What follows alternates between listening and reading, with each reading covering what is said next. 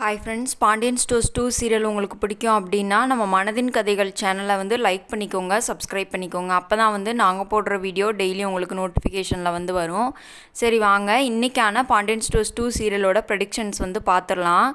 இன்னும் வரக்கூடிய காலங்களில் என்ன நடக்க போகுது அப்படின்னு சொல்லி தான் நம்ம ப்ரெடிக்ட் பண்ண போகிறோம். அது கரெக்டாக இருந்துச்சுன்னா நம்ம சேனலை சப்ஸ்கிரைப் பண்ணிக்கோங்க, லைக் பண்ணிக்கோங்க. வாங்க பார்க்கலாம்.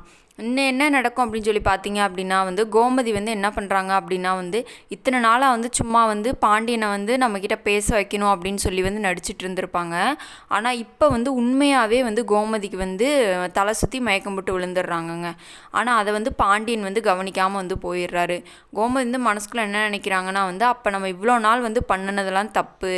அதாவது ஒரு கதை கேட்டிருப்பீங்க, சின்ன வயசில் எல்லாத்துக்குமே ஞாபகம் இருந்திருக்கும். அந்த கதை உங்களுக்கு தெரிஞ்சு அப்படின்னா மறக்காமல் கமெண்ட்டில் கமெண்ட் பண்ணுங்கள். எப்படின்னா ஒரு சின்ன பையன் என்ன பண்ணுவான் அப்படின்னா மலைக்கு ஆடு மேய்க்க போயிருப்பான். அப்போ புலி வரவே வராது. ஆனால் புலி வருதுன்னு சொல்லி ஊர் மக்களை ஏமாற்றிக்கிட்டே இருப்பான். எல்லாருமே 2-3 நாள் ஏமாந்து போயிடுவாங்க. ஆனால் கடைசியில் உண்மையாகவே ஒரு நாள் புலி ஆடுகள்லாம் கொன்று சாப்பிட்டுட்ருக்கோம். அப்போதைக்கு கத்தும்போது யாருமே வரமாட்டாங்க. அதனால தான் பொய் சொல்லக்கூடாது அப்படின்ற மாதிரி சொல்லுவாங்க. அந்த கதை மாதிரி தான் இப்போ கோமதி கதை ஆகிப்போச்சு. இத்தனை நாளாக இவர் பொய்யாக ஆக்டிங் பண்ணனால தானே இப்போ பாண்டியன் இது பண்ணல. ஒருவேளை இத்தனை நாளாக உடம்பு சரியில்லாத மாதிரி ஆக்டிங் பண்ணாமல் இருந்திருந்தாங்கன்னா இன்றைக்கி கோமதி நம்ம பாண்டியன் பார்த்துருப்பாரு, ஹாஸ்பிட்டலில் போய் சேர்த்துருப்பாரு. பார்க்காம போயிட்டாங்க. அதுக்கப்புறம் எல்லாருமே வீட்டுக்கு பார்த்துட்டு கோமதியை கொண்டு போய் ஹாஸ்பிட்டலில் சேர்த்துட்றாங்க. கோமதியை கொண்டு போய் ஹாஸ்பிட்டலில் சேர்த்துனா என்னன்னு சொல்லுவாங்கன்னா, இத்தனை நாள் அவங்களுக்கு பிபி ரொம்ப அதிகமாக இருக்குது, நீங்கள் எதுக்கு இப்படி விட்டீங்க, அவங்க மாத்திரை சாப்பிட்றாங்களா சாப்பிட்லையா, ஒழுங்காக சாப்பாடு சாப்பிட்றாங்களா சாப்பிட்லையா, இதெல்லாம் நீங்கள் ஒழுங்காக பார்க்கணும்ல, எதுக்கு நீங்கள் இதெல்லாம் பார்க்காம விட்டீங்க அப்படின்ற மாதிரி டாக்டர் எல்லாத்தையும் திட்டிகிட்டு இருப்பாங்க. எல்லாருமே நம்ம பாண்டியனை தான் காரணம் சொல்லுவாங்க. அன்றைக்கி ஒரு நாள் கோமதி தெரியாமல் கோச்சிடலாம் போயிருக்க மாட்டாங்க. கோயிலுக்கு போகலாம் அப்படின்னு சொல்லிட்டு யாருக்கிட்டையும் சொல்லாமல் போயிடுவாங்க.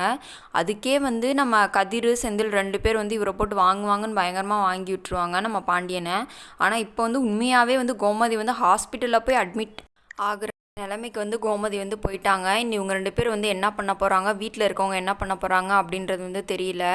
இனிமே எப்படி நடக்க போகுது அப்படின்னு சொல்லி பார்த்தீங்க அப்படின்னா கோமதி பண்ணது தப்பு தான். அதாவது சூழ்நிலை காரணமாக அவங்க அப்படி நம்ம கதிருக்கு ராஜிக்கு கல்யாணம் பண்ணி வச்சுட்டாங்க.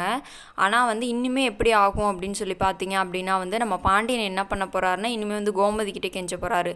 பேசு கோமதி, பேசு கோமதி அப்படின்னு சொல்லிட்டு. ஏன்னா இவ்வளோ பெரிய தப்பு பண்ணிட்டார்லே, அதனால் கண்டிப்பாக கோமதி கிட்டே போய் கெஞ்ச போகிறாரு அப்படின்னு சொல்லி நான் நினைக்கிறேன். நீங்கள் என்ன நினைக்கிறீங்கன்னு மறக்காமல் கமெண்ட் பாக்ஸில் கமெண்ட் பண்ணுங்கள்.